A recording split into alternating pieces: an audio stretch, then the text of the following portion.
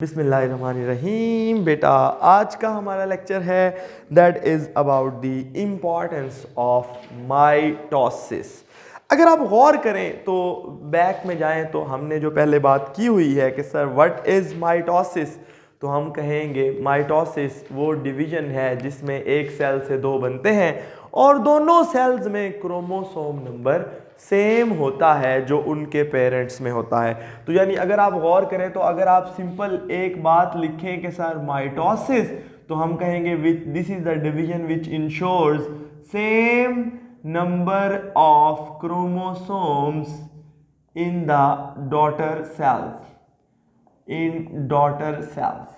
तो ये बात तो हमें पता है, लेकिन अगर आप एक इंपॉर्टेंट बात और देखें तो जब आपने एक बात पढ़ी हुई है कि किसी बॉडी ने अगर ग्रोथ करनी हो, मुझे सिर्फ इतना बताएं, हम पहली हेडिंग शुरू कर लेते हैं, that is the development and growth. Development का मतलब होता है बेटा बनना और ग्रोथ का मतलब होता है बढ़ना। यानी एक बॉडी जो है, डेवलपमेंट का मतलब होता है एक बॉडी बन रही है, यानी ऑर्गन्स, उसके बॉडी के ऑर्गन्स, उसके सर पैर, उसकी आंख कान नाक, वो चीज़ें बन रही हैं। सही है। यानी हम कहेंगे एक जाइगोट जो होता है, जिंदगी की इब्तिदा एक सेल से होती है जिसको हम जाइगोट कहते हैं।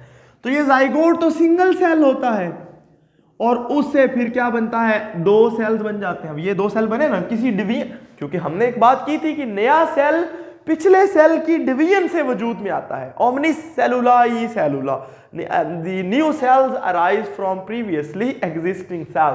तो जो एक सेल से दो बन गए, तो फिर दो से उसके बाद फर्ज किया बेटा चार बन गए, फिर चार से और बहुत सारे सेल्स का एक गुच्छा बन गया, फिर उस गुच्छे के अंदर मजीद सेल्स बनते गए, रीअरेंजमेंट होती गई, मुख्तलिफ गुजरने के बाद एक पूरी बॉडी उससे बन गई, जिसको हम फर्ज किया हम एक न्यू इंडिविजुअल, एक छोटा सा बच्चा कह देते हैं।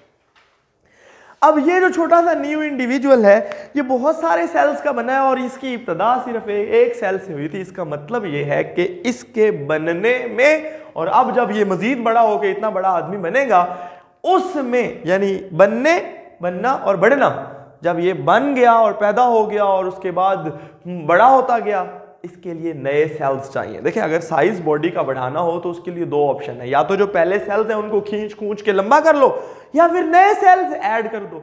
ये दोनों ऑप्शन होती है। देखिए फर्ज किया जो लोग जिम में जाते हैं, वो मसल्स ऐसे ऐसे कर, उनके मसल्स बड़े हो जाते हैं, उनके सेल्स नहीं बढ़ते, उनके सिर्फ नंबर ऑफ सेल्स नहीं बढ़ता, मसल सेल्स 1000 है तो 1000, 10,000 है तो 10,000 ही रहते हैं, सिर्फ उनका साइज बढ़ता है, वो थोड़े से मोटे होते हैं। इसी वजह से जब बंदा जिम करना छोड़ देता है कम, तो आहिस्ता आहिस्ता वो छोटे होते हैं, वो तो वापस अपनी ओरिजिनल जगह पे ओरिजिनल साइज में आ जाते हैं।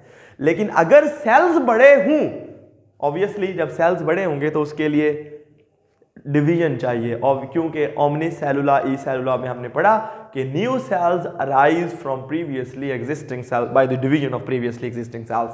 तो उसके लिए जो ऑब्वियसली जो एक सेल है, अगर इसने डिवाइड करके दो बनाने हैं तो वो दोनों इसके जैसे ही होने चाहिए ना।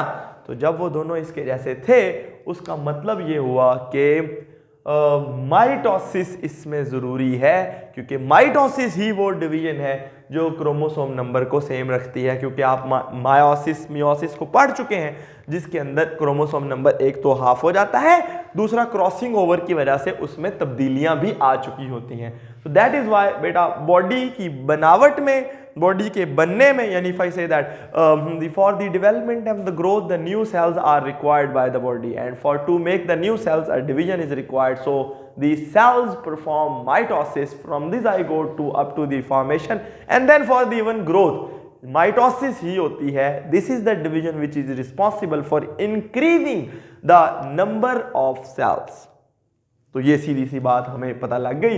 ये पहली इंपॉर्टेंस है इसकी, जिसको हम माइटोसिस कहते हैं। दूसरी इंपॉर्टेंस बेटा है सेल रिप्लेसमेंट। यानी अगर मैं यहां पे लिख दूं आपके सामने, तो फर्ज किया ये यहां पे लिख देता हूं, तो हमारे पास जगह काफी है। सेल रिप्लेसमेंट का मतलब ये होता है, देखें बेटा जी, बहुत सारे सेल्स इन डेली बेसिस पे many of the cells die in our body, वो मर जाते हैं बहुत सारे सेल्स। अच्छा, जो सेल्स मरते हैं, और अब फर्ज किया मैं ऐसे यहाँ पे मुझे कोई रगड़ लग गई तो बहुत सारे सेल्स इससे ऊपर उतर जाते हैं। सिमिलरली बहुत सारे सेल्स जो मैं खाना खाता हूँ, अभी कल ऐसे मुझे थोड़ा सा कट लग गया तो वो वाले सेल्स बहुत सारे, समटाइम इवन आप जब ब्रश करते हैं तो मसूड़ों के ऊपर जब ब्रश करते हैं, इसलिए कहते हैं आराम आराम से करना चाहिए, तो लेकिन अगर ज़्यादा ज़ोर से करें तो उससे भी सेल्स उखड़ जाते हैं। तो ये एपिथेलियल टिश्यू है जो कवर कर रहा है। इस तरह खून की नालियों के अंदर बहुत सारे सेल्स उखड़ते रहते हैं। जब हम खाना खाते हैं, खाना जैसे जैसे इंटेस्टाइन में से, मैदे में से पास करता है, इवन वहां से बहुत सारे सेल्स उखड़ उखड़ के आगे जाते हैं। तो obviously there is need for the replacement of those dead और स्लफ्ड ऑफ। स्लफ्ड ऑफ का मतलब होता है जो सेल उतर जाए, उखड़ जाए, सही है, स्लफिंग। तो जो स्लफ्ड ऑफ सेल्स होते हैं या जो डेड सेल्स होते हैं उनकी रिप्लेसमेंट बड़ी ज़रूरी होती है, और ऑब्वियसली उनकी रिप्लेसमेंट पिछले सेल की डिवीजन से ही आएगी। तो उस सेलुलर रिप्लेसमेंट के लिए भी, यानी इफ आई से दैट, फर्ज किया ये एक क्यूबॉइडल एपिथेलियम है, मैं थोड़ी सी कॉलमनर शेप बना दिए, चलो ऐसा ही समझ लें, ये एक एपिथेलियल टिश्यू है और इसके ये एक सेल मर गया, खत्म हो गया। इसकी क्लियरेंस जैसे ही हुई तो साथ वाले सेल ने डिवाइड करके ये नया सेल बना दिया। तो ऑब्वियसली आप ये लिखेंगे कि many cells die in our body, सही है। डाई के साथ आप sloughed off, SLOUGHED, sloughed off ये लफ्ज भी लिखेंगे। तो for the replacement of those cells the mitosis occurs to make the new cells. तो ये सेलुलर रिप्लेसमेंट की बात आ गई। तीसरी अगर हम बात करें ना बेटा, रीजनरेशन, ये एक बड़ा इंटरेस्टिंग फिनोमिना है, मैं अभी आपके सामने बताता हूं। तो ये क्या चीज है रीजनरेशन? बेटा नाम से जाहिर है, री मतलब दोबारा, जनरेशन मतलब दोबारा बनाना। रीजनरेशन मतलब अगर ये मेरा बाजू उतर गया तो मैं यहां से एक नया बाजू उगा लूं, दिस इज व्हाट वी से, बट मेरे अंदर ये कैपेबिलिटी नहीं है, ये खसूसियत, यानी आप क्या कहेंगे, some organism, what is regeneration? Some organisms have the ability to reform the lost parts of their body। अगर आप गौर करें तो समटाइम आप प्लांट्स के अंदर ये कैपेबिलिटी बड़ी कूट के भरी होती है। अगर आप देखें तो प्लांट की, आप उसको ऐसे कील मार दें, मैं एक प्लांट है, मैं उसके अंदर ऐसे कील ठोक के तो वापस कील निकाले तो उसके अंदर सुराख हो गया। अब वो जो सुराख है, अगर आप 2 महीने बाद 3 महीने बाद जाएंगे वो सुराख भर चुका होगा। क्यों भर चुका होगा? क्योंकि बहुत सारे सेल्स वहां डिवाइड करते हैं और वो उस एरिया को भर देते हैं। इसे रीजनरेशन कहते हैं। सिमिलरली सी स्टार मतलब जिसको हम आम जुबान में स्टार फिश भी कहते हैं। अब ये जो सी स्टार है बेटा, इसका अगर कोई बाजू जो है वो उतर, 5 होते हैं ना, तो इसका अगर कोई बाजू उतर जाए तो वो क्या करता है, वो अगर यहां से कोई कट जाए एक बाजू, फर्ज किया ये उतर गया तो अब, और यहां से ये उतर गई, तो अब क्या होता है कि इसके जो यहां पे सेल्स होते हैं, यहां पे वो जो सेल्स हैं वो डिवाइड कर करके एक नया पार्ट बना देते हैं, और ये वाला जो है ये डिवाइड करके एक नया सी स्टार खड़ा कर देता है। यानी इसको अगर कोई कट लग जाता है सी स्टार को, सिमिलरली आपने छिपकली की दुम का सुना होगा, छिपकली की पूछल कट जाए तो वो कुछ दिनों के बाद दोबारा से उग आती है, क्योंकि उसके अंदर भी, फर्ज किया अगर ये उसकी टेल है, फर्ज किया ये छिपकली की टेल समझ ले आप, ये वाली, तो ये अगर यहाँ पे जो सेल्स हैं अगर यहाँ से वो कट गई तो ये सेल्स दोबारा डिवाइड करते जाएंगे और ये एक नई टेल बना देंगे। लेकिन कैसे बनाएंगे? ऑब्वियसली ये सेल्स डिवाइड करेंगे तो माइटोसिस के जरिए डिवाइड करेंगे, क्योंकि इन्होंने अपने जैसे सेम टू सेम नए सेल्स ही बनाने हैं। So this is what we say the regeneration. Regeneration is the capability, आप इंग्लिश में अगर इसको फ्रेज करें तो regeneration is the capability in certain organisms to produce, to reform, to remake, reconstruct the lost parts of their body. So for that reason some cells of that individual or organism, they perform mitosis and make new cells to reconstruct the lost part again। सही है। So इसलिए that is why the mitosis is important in this area as well। So आखिरी जो हम बात करें चौथी important, तो वो है asexual reproduction। एसेक्सुअल रिप्रोडक्शन से मुराद ये होता है बेटा, रिप्रोडक्शन का मुराद, री मतलब दोबारा, प्रोडक्शन अपने जैसे नए जानदार बनाना। ये एक प्रोसेस है, ये दो तरह की होती है, सेक्सुअल और एसेक्सुअल। सेक्सुअल रिप्रोडक्शन में 2 पेरेंट्स इन्वॉल्व होते हैं, एसेक्सुअल रिप्रोडक्शन में 1 पेरेंट इन्वॉल्व। लेकिन हम अगर बात करें, हम चूंकि यहाँ एसेक्सुअल रिप्रोडक्शन की बात कर रहे हैं, तो बहुत सारे ऑर्गेनिजम्स ऐसे हैं, फॉर एग्जांपल इसकी एग्जांपल लेते हैं हाइड्रा।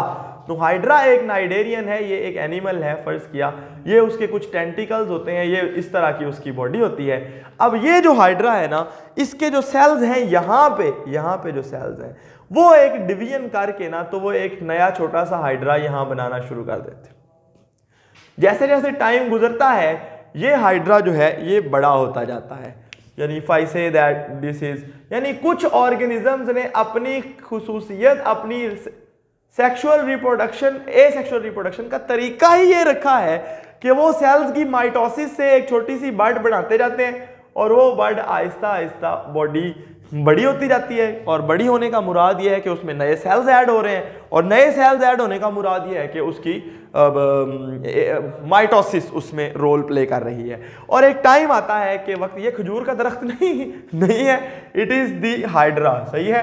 तो फर्ज किया, अब क्या होता है कि वो जो बर्ड है वो इस बॉडी से अलग होके एक नया हाइड्रा बना देती है, सही है। तो this is what we say the asexual, आप क्या कहेंगे, during the asexual reproduction some organisms form bud, some organisms they form buds. और बर्ड क्या होती है, bud is an outgrowth, bud को हम क्या कहते हैं, एक छोटी सी आउटग्रोथ होती है, विच रिजल्ट्स नहीं, which comes as a result of mitosis. Mitosis की वजह से ये बनती है, आहिस्ता आहिस्ता बढ़ती जाती है, और बहुत सारे सेल्स नए ऐड होते जाते हैं, और फिर एक टाइम आता है कि ये बॉडी से अलग हो जाती है। तो ये है बेटा इंपॉर्टेंस ऑफ माइटोसिस। उम्मीद है आपको समझ आया होगा, बाकी का हम अगले लेक्चर में पढ़ते हैं। अल्लाह हाफिज।